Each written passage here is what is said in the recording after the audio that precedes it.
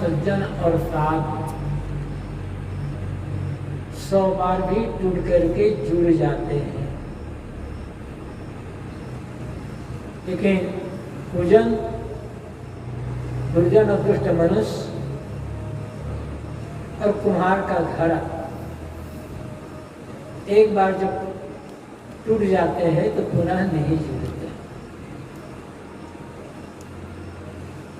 सज्जन और साधु के लिए सोने का उदाहरण है। सोने के गहने बनाए जाते हैं। सोना मुलायम धातु होता है, जितनी बार चाहो उतनी बार गलाकर आप सोने से आभूषण बना सकते हैं। एक नहीं, अनेक किस्म का आभूषण बना सकते हैं।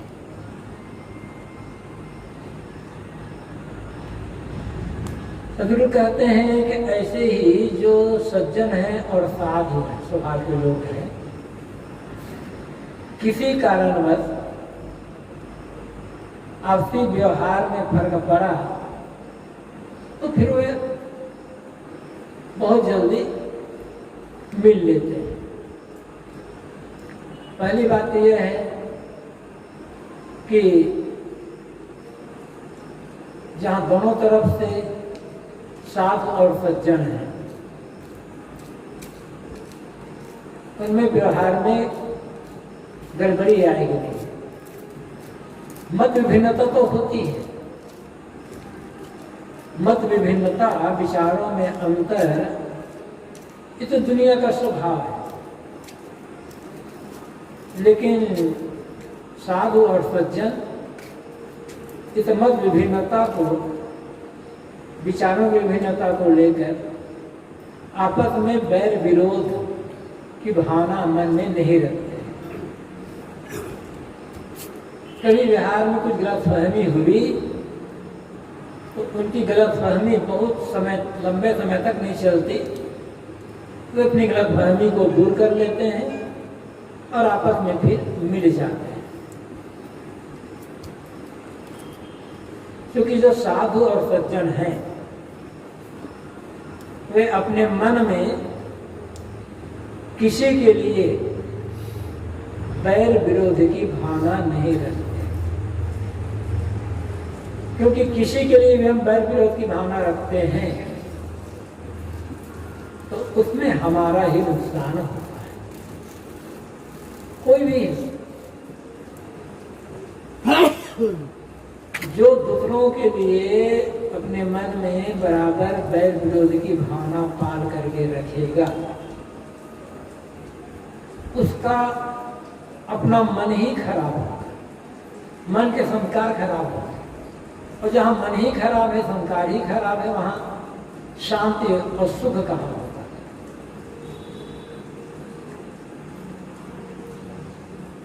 अपनी शांति के लिए साधु और सज्जन किसी दूसरे के लिए मन में बैर विरोध की भावना नहीं पाते। उनके मन में किसी के लिए ईर्ष्या नहीं होती, किसी के लिए घृणा नहीं होती। अब कोई दूसरा व्यक्ति है सामने वाला, वो साधु और सज्जन से बैर विरोध पाल रहा है, तो इसमें साधु सज्जन का नुकसान नहीं है।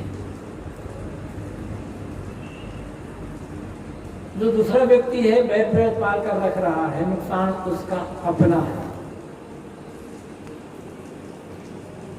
उसको लगता है कि हम इसका विरोध करके सुख से जी लेंगे, तो उसका भ्रम है। किसी से बैर करके कोई सुख से कैसे जिएगा? साधु और सज्जनों की निंदा करने वाले, ईर्ष्या करने वाले, उससे बैर विरोध करने वाले बहुत लोग होते हैं। कुछ लोग होते हैं निरर्थक विरोध करते हैं। कुछ लोग ऐसे होते हैं जो साधु सज्जनों की प्रशंसा, प्रसिद्धि को, मान सम्मान को सहन नहीं करता, इसलिए ईर्ष्या करने लग जाते हैं या उनका विरोध करने लग जाते हैं। कुछ ऐसे लोग होते हैं जिन्हें साधु और सज्जनों के सदाचार से, सद्ज्ञान से, उनके स्वार्थ में भ्रम होता है कि हमारे स्वार्थ में हमको धक्का लग रहा है, हमारा स्वार्थ पूरा नहीं होगा, इसलिए वो वैर विरोध पाल देते हैं और ऐसा करके नुकसान अपना करते हैं। जहां दोनों तरफ से साधु और सज्जन हैं, वहां वैर विरोध होगा ही नहीं। विचारों में भिन्नता है और उसका बहुत जल्दी समाधान कर लेते हैं। अब एक तरफ साधु सज्जन है, दूसरी तरफ दुष्ट दुर्जन है, तो ऐसी स्थिति में लंबे समय तक व्यवहार निभ नहीं सकता। जहां दूसरे लोग बराबर वैर विरोध कर रहे हैं, विघ्न बाधा डाल रहे हैं, वहां न सेवा बनेगी न साधना बनेगी। इसलिए साधु और सज्जन ऐसे लोगों की संगति से हट जाते हैं और हट करके भी उनके लिए मन में वैर विरोध की भावना नहीं पाते। साथ में रहने से व्यवहार तो नहीं होगा, इसलिए हटना जरूरी है, क्योंकि बार बार विक्षेप मन में आता रहेगा। उस विक्षेप को हटाने में ही अपनी शक्ति लगानी पड़ेगी, तो सेवा कहाँ बनेगी, साधना कहाँ बनेगी। तो ऐसे संगति से हटना जरूरी होता है। लेकिन हटने के बाद भी जो सज्जन और साधु हैं, वैर विरोध की भावना मन में नहीं रखते, उपेक्षा के भावना। उपेक्षा मतलब तटस्थता, उपेक्षा मतलब अनादर या तिरस्कार नहीं। उपेक्षा का मतलब है तटस्थता। तटस्थता का मतलब है उदासीनता। उनसे वो उदासीन हो जाते हैं, उनकी चर्चा ही नहीं करते। अब मिल गए तो कुशल मंगल पूछ लिए, हाल चाल ले लिए, समय सारे भोजन आदि व्यवस्था कर दिया, बस उदासीन, ज्यादा व्यवहार नहीं ले सकते। ज्यादा व्यवहार लेंगे तो फिर विक्षेप आ जाएगा, कुछ भी नहीं करेंगे तो और विरोध आ जाएगा। ऐसा होता है। अब कहीं कहीं ये भी देखा जाता है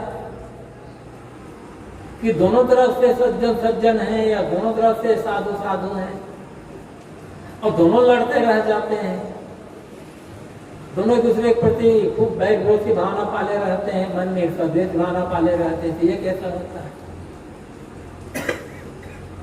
तो जहां दोनों तरफ सज्जन है या दोनों तरफ साधु है, वहां पर वैर विरोध है। इसका मतलब यह है कि दोनों में अनेक अच्छाइयां हैं, अनेक सद्गुण हैं, सदाचार के बहुत कुछ अंश हैं, लेकिन दोनों के अंदर किसी बात को लेकर भयंकर स्वार्थ और अहंकार की भावना। समान रूप से सद्गुण है, सदाचार है, सज्जनता है, साधुता है,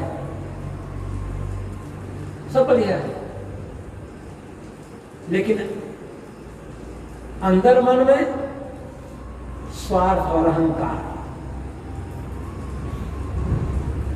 इस स्वार्थ अहंकार को लेकर केवल लड़ते हैं। सज्जनता को, साधुता को लेकर लड़ाई कहां होगी? लड़ाई होती है हमेशा स्वार्थ और अहंकार को लेकर।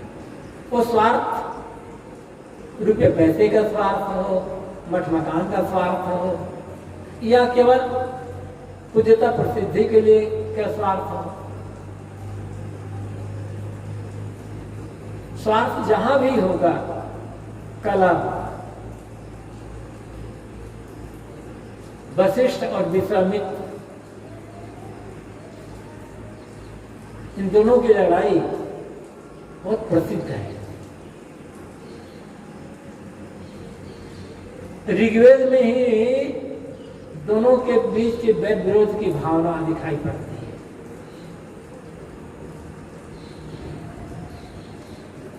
कुछ लोगों का प्रतिनिधित्व अगुवाई पुरोहिताई वशिष्ठ करते थे, कुछ लोगों की अगुवाई विश्वामित्र करते थे। और वहां ही ऋग्वेद में दोनों के बीच की लड़ाई है। आगे चलकर अन्य ग्रंथों में तो और वाल्मीकि रामायण में या अन्य ग्रंथों में देखें, इतना विरोध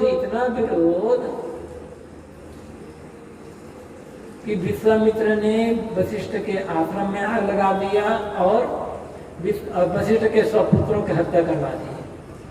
तो वशिष्ठ ने भी विश्वामित्र की लड़ाई करने के लिए विदेशियों से सहायता लिया और विश्वामित्र के 100 पुत्रों की हत्या करवा दी। काम मूल बात क्या थी? प्रसिद्धि। तो स्वार्थ का अहंकार। दोनों अच्छा है, विश्वामित्र भी तपस्वी है, वशिष्ठ भी तपस्वी है, दोनों ब्रह्म ज्ञानी है। लेकिन स्वार्थ, प्रसिद्धि का स्वार्थ, पूज्यता का स्वार्थ, एक दूसरे पर ईर्ष्या की भावना, तो दोनों अच्छाइयां हैं।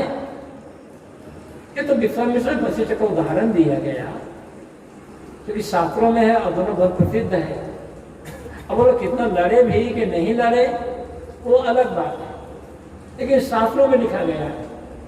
इसका मतलब ये उदाहरण ये दिया गया, विश्वामित्र और वशिष्ठ जो उदाहरण दिया गया है, उदाहरण इस बात के लिए है कि दोनों अच्छाइयां हैं लेकिन दोनों में स्वार्थ है। और आज हम इस चीज को देखते हैं, ये सदा ही ऐसा रहेगा। तो बाहर से दिखने में दोनों साधु हैं, दोनों सज्जन हैं, लेकिन भीतर अहंकार, कामना, तो वहां तो लड़ाई होना ही होना है। पूरी की पूरी साधुता होगी, पूरी की पूरी सज्जनता होगी, तो लड़ाई किस बात की? जिन्होंने अपने स्वार्थ और अहंकार पर पूरी तरह से संयम कर लिया, वो लड़ेगा किसके लिए? वो तो छोड़ देगा। तो सोना सज्जन साधुजन टूट जोड़े 100 बार।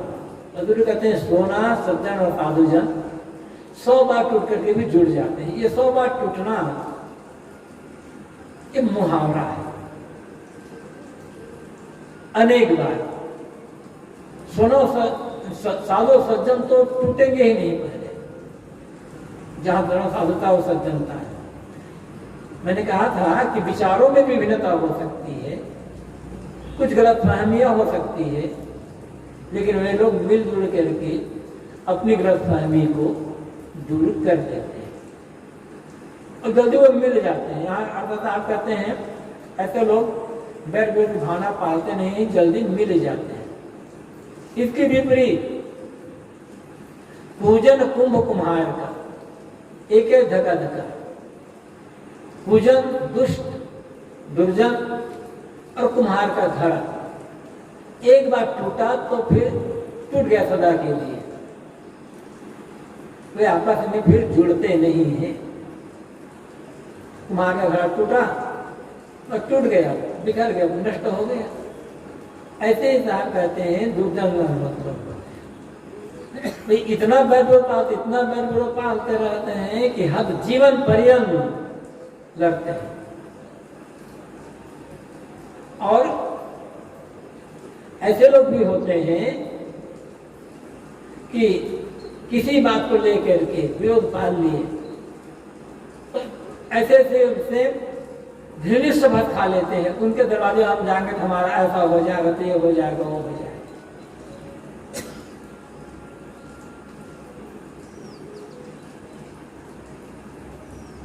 परिणाम क्या होता है?